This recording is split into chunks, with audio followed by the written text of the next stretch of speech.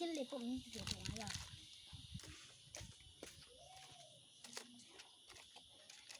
cái gì cái về về cái xe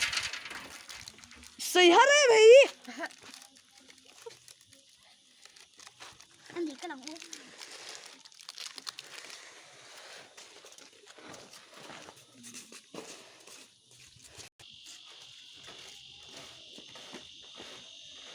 cũng là cái lệ bụng ngồi rồi số anh là gì nè đồng ý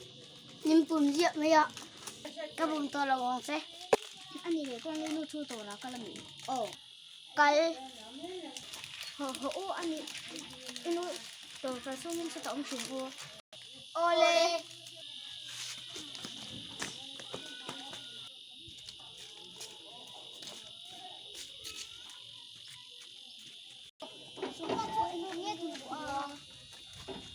Hey, sao đâu mà cứ nhăn nhăn chưa?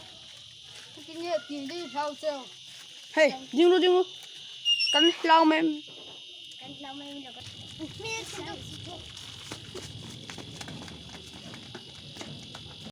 cái video tên là anh sẽ đón đi à like and Subscribe. like and subscribe